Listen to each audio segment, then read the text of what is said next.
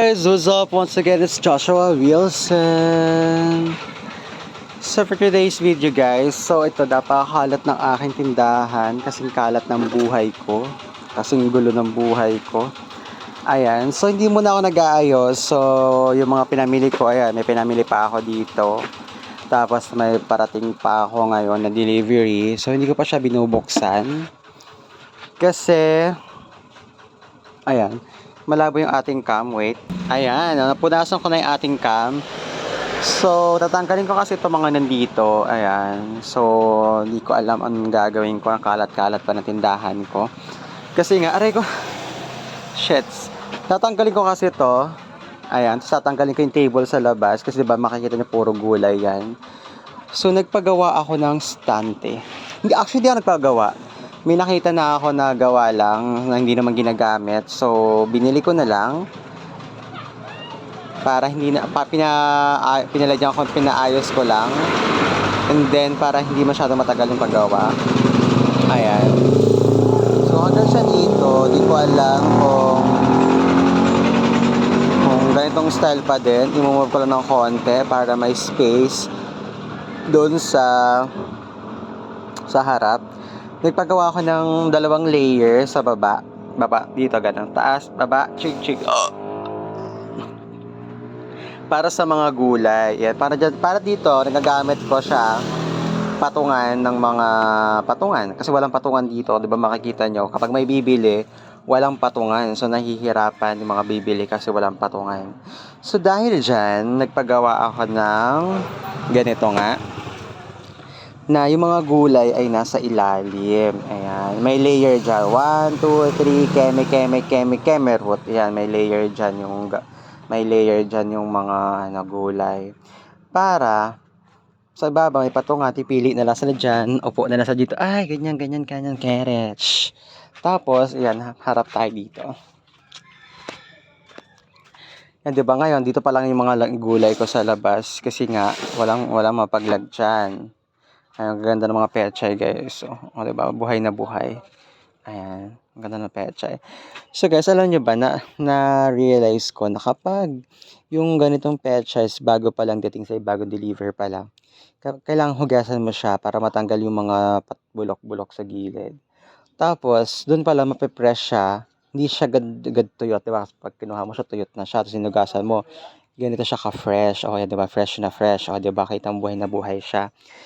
Pero kapag kapag lanta siya at hinugasan mo, mabilis na siyang masira.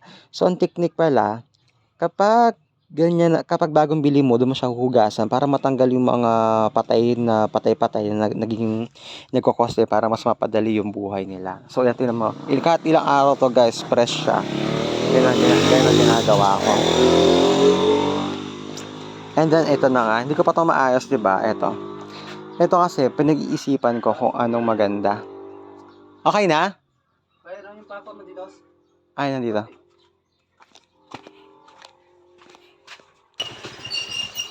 So guys, ito 'di ba? Papakita ko sa inyo. Ito. 'Di ba? Kasi pag ganito lang siya, nasa harap lang yung gulay. Mapapansin mo 'di ba? Sayang yung space sa ilalim.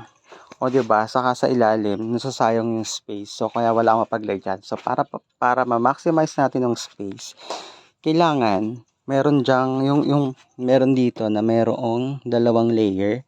So kasya yung 12 na ganito. So hindi mas save siya sa space. And then sa ibabaw patungan nito. And then kapag may bibili, pwede niya pa rin patungan yung ibabaw. So hindi tayo mahihirapan. Mas magiging maayos yung ating pwesto. And then ito nga, wala rin tayong mapagpwestuhan nito na feeds. Ayan, wala tayong mapagpwestuhan kasi hindi ko maasikaso. Hindi ko alam kasi maliit yung ating tindahan. Masyadong maliit. Sige. Masyadong maliit. Ito tatanggalin ko na to. Ay ipapalit ko yung pinapalagay ko. Ayan. Tatanggalin ko na yon. Tapos ay ipapalit ko na to. Ayan.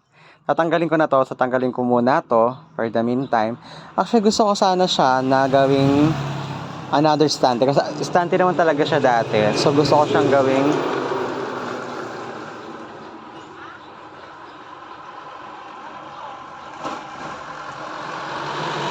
Gusto ko siyang gawing stante ulit. Ayan. Kasi kailangan, kulang akong stante sana. Ilalagay ko sana dito sa gilid. Kaso, ang piniisip ko lang kasi, kapag nilagay ko siya dito and then na-open nga siya dito, asan yung counter? 'Di ba? Wala pa kasi akong table for counter at wala pa akong mapwestuhan sa counter.